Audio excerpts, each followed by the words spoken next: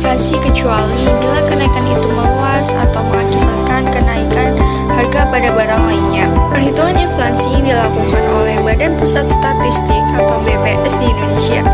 BPS melakukan survei untuk mengumpulkan data harga dari berbagai macam barang dan jasa yang dianggap mewakili belanja konsumsi masyarakat. Data tersebut kemudian digunakan untuk menghitung tingkat inflasi dengan membandingkan harga-harga saat ini dengan periode sebelumnya.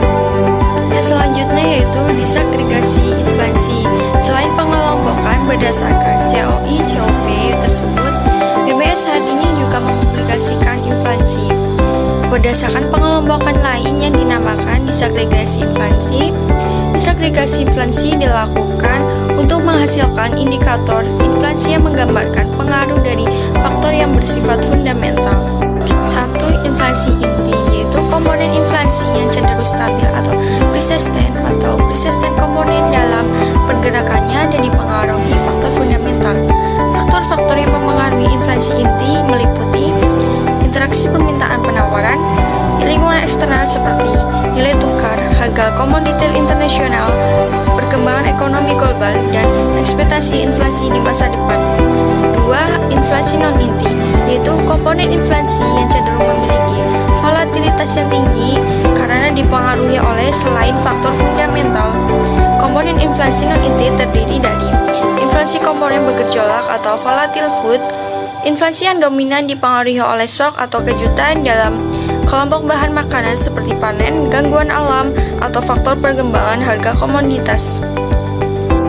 Inflasi komponen harga yang diatur oleh pemerintah (administration price), inflasi yang dominan dipengaruhi oleh shock atau kejutan berupa kebijakan harga pemerintah seperti harga BBM bersubsidi, tarif listrik, tarif angkutan, dan sejenisnya. Yang selanjutnya yaitu penyebab inflasi. 1. Tekanan dari sisi penawaran atau cost push inflation.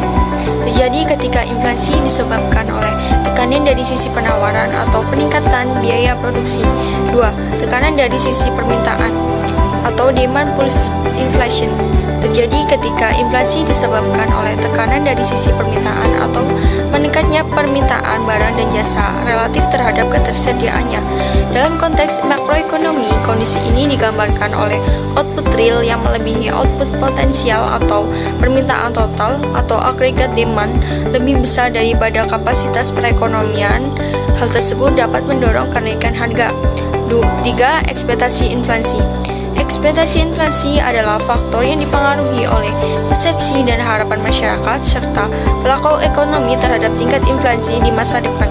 Dalam materi makroekonomi inflasi, saya mengambil studi kasus tentang pedasnya inflasi karena cabai merah dan cabai rawit menjadi kontributor utama kenaikan indeks perkembangan harga IPH di Sumatera dan Jawa. Pada November 2023, cabai merah mengalami inflasi bulanan 42,83% dengan andil 0,08% dan bawang merah 11,49% dengan andil 0,03%. Komoditas hortikultura tersebut telah memberi dampak inflasi yang paling menonjol. Kenaikan harga cabai di ujung tahun 2023 lebih karena dampak dari El Nino atau musim panas yang panjang, sehingga mengganggu produksi hortikultura khususnya cabai. Disinilah hukum ekonomi bekerja dan membuktikannya bahwa apabila suplai terganggu sementara permintaan cenderung naik, maka harga akan dipastikan mengalami kenaikan. Inflasi mendekati akhir 2023 ini, rasa pedasnya benar-benar serasa pedasnya cabai. Untuk November 2023, inflasi secara bulanan didominasi oleh komoditas volatile foods terutama hortikultura yaitu cabai merah, cabai rawit, dan bawang merah. Menurut BPS, cabai merah dan cabai rawit menjadi kontributor utama kenaikan indeks perkembangan harga IPH di Sumatera dan Jawa. Pada November 2023, cabai merah mengalami inflasi bulanan 42,83% dengan andil 0,08% dan bawang merah 11,49% dengan andil 0,03%. Komoditas hortikultura tersebut telah memberikan dampak inflasi yang paling menonjol.